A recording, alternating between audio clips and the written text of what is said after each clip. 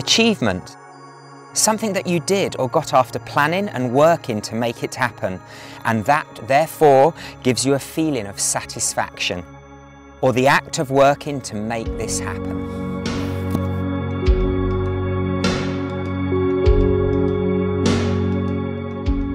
You know, for me, the last, 48 hours before a major Ironman or 70.3, it's a very practical thing. The work is done, I've relaxed, recovered, travelled well, I know the course.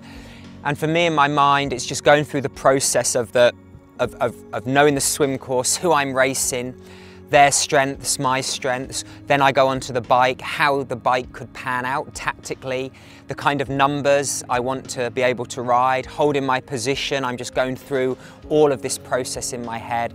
Then it comes to the run. I want to have smooth transitions, so I'm going through everything. I want to pace my run a certain way, make sure I'm on top of my nutrition, my hydration.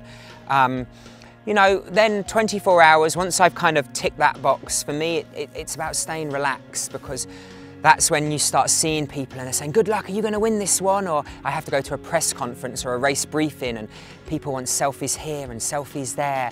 And then it's just kind of embracing that and taking that energy and using it as positivity, not using it and stressing myself out. And again, through experience, I've learned to see those as things that help me race as opposed to more pressure. Those are the kind of things that I definitely go through my mind in the last 48 hours. No, when the race starts, I'm a big believer of control what you can control. If someone is riding faster than what I want to, I can't control that. If it starts raining or the swim gets cancelled, I can't control that. So once the gong goes, I'm really focusing on myself. All the energy I have, I'm putting in.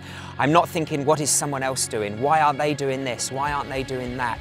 Because that's wasted energy. I'm thinking about my nutrition, my hydration, how I will race. And maybe it sounds, I guess, selfish, but all those hours, it's about what I can do on my own on race day. And the best way I know is just focusing on that, and that really draws out the best performance I can give. When I look back at races, there are various things. Often, if the bike course is an out and back and you're leading and you get a time split and you think it's going to be a minute and you look down and you're like, oh, it's 2 minutes. It's that like, yeah, we're on the right track. I'm sticking to my plan and I'm still riding away. It's nailing a smooth transition. You go into T2 after the bike with 5 guys and you're the first one out, you're the first one into your rhythm, and then they have to catch you.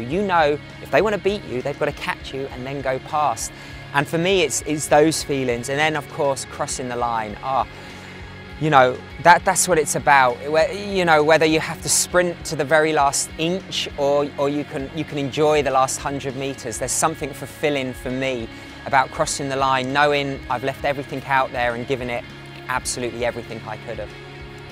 Yeah, having these goals that are lofty and you're achieving them, I think there's there's only a small few that truly reach for greatness and strive for it. And some people hit these goals when they're young and some people when they're old. And there is that anti-climax, because it is, what do I do now? How do I reassess when I have broken the world record or when I have an Olympic gold medal? For me, there's always things, as I'm getting close to the race, to my goal, I'm always thinking, well, maybe next time I could do this and go quicker, or maybe we could repeat, because not many people repeat and win back-to-back Hawaii championships. So for me, it's that process of reassessing my goals, even when you reach the goal that you've dreamed of from such a young age, because sport is evolving, the world is evolving, and for me, it's never having a goal too big and always reaching higher and higher and higher.